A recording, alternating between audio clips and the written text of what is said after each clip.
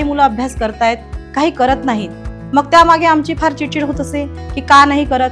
मग आम्ही त्यांच्यावर चिडचिड करायचो, पण याच्या मागचं कारण आम्ही जास्त म्हणजे जाणून घ्यायचो. पण हा बदल आमच्यामध्ये खूप सकारात्मक या फाउंडेशनच्या मार्फत नंतर झालेला आहे की त्यांनी जे आमच्या मुलांवरती ज्या काही प्रक्रिया राबवल्या, जे काही उपक्रम घेतले, त्या उपक्रमानंतर मुलांमध्ये एवढा छान प्रतिसाद आम्हाला दिसतोय की म्हणजे मुलं छान अभ्यासही करायला लागलेले आहेत आणि पॉझिटिव्ह विचार जास्त करायला लागलेले आहेत. स्वपरिचय, संवाद कौशल्य, त्याच्यानंतर विश्वास, निर्णय क्षमता आणि समस्यांचं निराकरण, त्याच्यानंतर वेळेचं व्यवस्थापन, आर्थिक साक्षरता, वयात येताना व्यसनमुक्ती, मानसिक आरोग्य, बाल अधिकार आणि संरक्षण, मोबाईल गेमिंगचा धोका, त्याच्यानंतर आणि मानसिक स्वास्थ्य, सायबर गुन्हे, सोशल मीडियाचा प्रभाव आणि उपाययोजना, असे हे 12 सेशन्स घेतल्यानंतर आमच्या मुलींमध्ये बराचसा फरक जाणवून आला.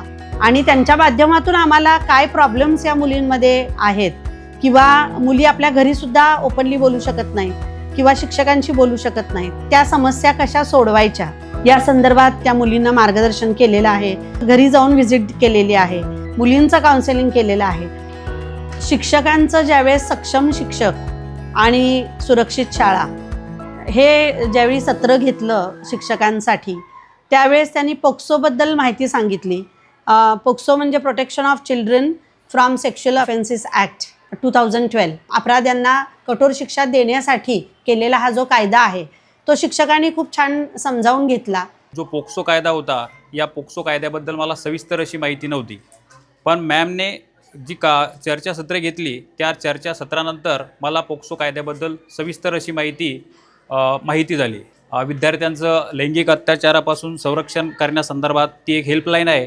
त्या हेल्पलाईनचा नंबर 1098 हा नंबरसुद्धा आम्ही विद्यार्थ्यांपर्यंत पोहोचवला.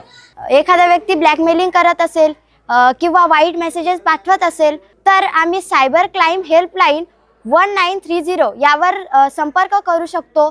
आम्ही मोबाईलचा खूप जास्त वापर करत होतो. या सत्रामुळे आम्हाला कळलं की मोबाईलपासून आपली सुरक्षितता कशी राखावी. पालकांचे स्वतःहून फोन येत आहेत की मुलांना मॅडम आम्ही सांगितलं नाही आहे की फोन आता घेऊ नका, कारण ते सत्र ऐकून आल्यानंतर मुलांनाच ते धोके सगळे कळालेले आहेत आणि ते मुलांनीच फोन घेणं टाळलेलं आहे. ह्या ज्या एज ऑफ अट्रॅक्शन आहे याच्यात आपण स्वतःला कसं सांभाळायचं हे त्यांनी शिकवलं. त्यांनी अनेक आमचे चांगले टास्क घेतले. बुकलेट, बुकमार्क सारख्या साधनांमधून त्यांनी आम्हाला अनेक चांगली माहिती दिली. आपल्या स्वतःच्यात काय गुण असतात, आपण ते कसे ओळखायचे हे दीदीने एका ॲक्टिव्हिटीमधनं शिकवले होते. दीदीने आम्हाला हेही सांगितलं की कधीच कुठलीही गोष्ट आपल्या मनात दाबून ठेवली तर ती गोष्ट आपल्याला त्रास देऊ शकते, त्यापेक्षा आपण मनातून ती कुणासोबत तर शेअर करायला पाहिजे. मानसिक आरोग्य म्हणजे आम्हाला परीक्षेची भीती, कोणत्या गोष्टीची भीती वाटायची तेव्हा आम्ही कोणाला सांगत नव्हतो, कारण आम्हाला सांगावंसं वाटत नव्हतं. जेव्हा आम्हाला प्रीती मॅडमने सांगितलं तेव्हा आम्ही शिक्षकांना, आईवडिलांना सांगतो, तेव्हा आमचं मन खूप हलकं होतं. जी काही समस्या आहे ती आपण एका चिठ्ठीवर लिहून आमच्या शाळेत एक तक्रार पेटी बसवली आहे,